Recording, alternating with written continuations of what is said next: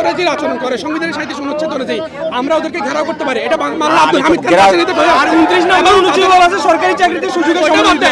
আমরা আজকে যেটা সংবিধানের 30 আপনি আমার কথাটা শুনে নিন। আমি বলছি আন্দোলন করেন, রাস্তা ছেড়ে দিই। আমি এখানে যাতায়াত করি, রাস্তা বন্ধ করে আন্দোলন করে আমার সাংবিধানিক রাইট। কোথায় রাইট আছে? কোন সংবিধানের 37 নম্বর অনুচ্ছেদ। সংবিধানের 37 আপনি যে আমি যে আমরা মিথ্যা কথা বলবো না। আমরা ভাই একটু বলি শুনেন, বাংলাদেশের 37 নম্বর অনুচ্ছেদে মিছিল সমাবেশ শান্তিপূর্ণ করা হবে এবং কর্তৃপক্ষ যদি আমাদের অ্যাটেনশন না নেয় তাহলে তাদের রাস্তা অবরোধ করো, এটা আমাদের সাংবিধানিক রাইট। জায়গায় সাংবিধানিক রাইট আছে। এটা আমি মিডিয়ার সামনে বলতেছি, মিডিয়া সাক্ষী দিবে, মিডিয়া সাক্ষী দিবে। আমি বলি আমরা এমন কোনো অবরোধ করতেছি না, শুনেন।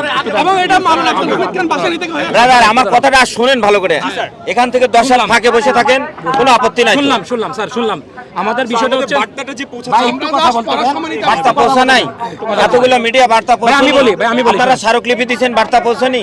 আমি বলি আপনাদের সাথে গতদিন এদের সাথে 5 সদস্য বিষয় প্রতিনিধির সাথে কথা বলাই দিয়েছি আমরা, সেটা কি সহযোগিতা না? শুনেন, আমি বলি আপনার সাথে আমাদের কোনো ধরনের সংঘর্ষ নাই। আপনি দায়িত্ব পালন করতে আসছেন, আমরা দাবি নিয়ে আসছি, কিন্তু ওনারা কিন্তু বসে আছেন। আমাদের কথা হচ্ছে আপনারা একটু কথা বলতে দেন, সবাই বললে তো হবে না। আপনি যেটা বলতেছেন মিডিয়ার সামনে বলতেছেন আমরা রাস্তা অবরোধ করছি, আমরা রাস্তা অবরোধ করিনি।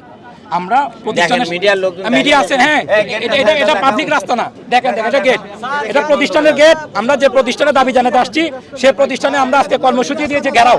তো ঘেরাও কর্মসূচি তো আর রাস্তার ওই পারে গিয়ে মিছিল করা না। ঘেরাও কর্মসূচি মানে হচ্ছে আমরা ওনাদেরকে ঘেরাও করে ওনাদের সাথে কথা বলতে চাই। আমরা এখানে ঘেরাও করে কথা বলতে দিন, সবাই কথা বলতে দিন। ঘেরাও করে আমরা ওনাদের সাথে কথা বলতে চাই। আমাদের দাবি একটাই, আমাদের ঘেরাও করা লাগে না। ওনারা এখনই যদি আমাদের সাথে এসে কথা বলেন আমরা এখনই চলে যেতে পারি। তো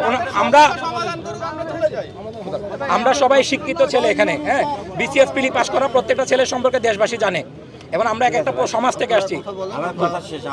জি, আমরা ওনারা যেটা বলতে চাচ্ছেন আমরা রাস্তা অবরোধ করছি, আমরা কোনো রাস্তা অবরোধ করিনি। এটা রাস্তা না, এটা হচ্ছে প্রতিষ্ঠানের গেট। আমরা প্রতিষ্ঠানের গেটে অবস্থান করতেছি স্যারদের অ্যাটেনশন নেওয়ার জন্য। স্যাররা এসে আমাদের সাথে কথা বলবেন। এখানে আমরা কোনো পাবলিকের কোনো ক্ষয়ক্ষতি করতেছি না। আমরা রাস্তায় গিয়ে কোনো আন্দোলন করতেছি না, আমরা কোনো গাড়ি অবরোধ করতেছি না।